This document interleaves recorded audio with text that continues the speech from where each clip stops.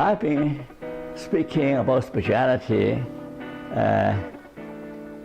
in many places, in many conferences. And people have difficulty trying to define spirituality. Now this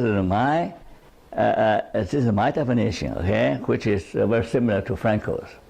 So my definition is that spirituality, which resides in all of us, expresses itself in serving something bigger than ourselves, and serving something, but serving something bigger does not make us spiritual.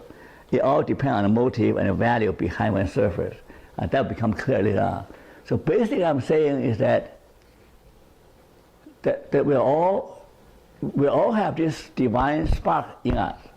Whether you're religious, not religious, believers or atheists, it doesn't matter what you believe. It doesn't matter what you believe. The fact that we are created in the image of God means that deep in our soul there is a divine spark. And it lies latent, waiting to be awakened. Does that make sense to you? There's a cry for meaning, cry for spirituality. There's a silent cry in our soul that waiting for answers, waiting to be awakened. Now, stay with that for a while, okay? But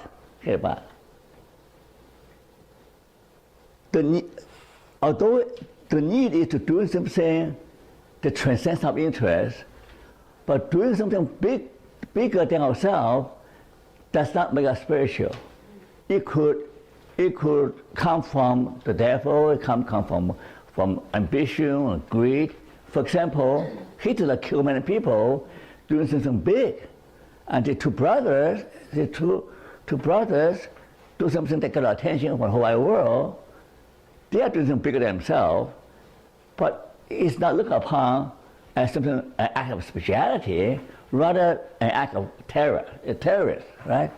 So doing something big by itself doesn't qualify, it's not an expression of spirituality. But you also have to depend on motive and value. You're motivated by the desire to serve for the betterment of the greater good. You're motivated by the desire to serve God, to glorify Him. So your motive is positive, the effect is positive, then you are on the spiritual path. So this is an important point from Franco, okay? Now here's something, okay? The entire meaning enterprise is based on the foundational belief that we are spiritual beings in need of meaning, and human life has intrinsic meaning and value. Now let me explain to you what I mean. The whole enterprise of logotherapy or the quest for meaning, it rests on the fundamental belief. You can call it faith, you can call it belief. The human capacity to believe in something invisible, something intangible, something mysterious, something beyond our comprehension. And that is the capacity to believe is unique to human. Okay? Mm-hmm. You don't see the animals worshiping God or believing in something that cannot be seen, cannot be felt. The capacity to believe is the key to spiritual life. It's the key to spiritual care.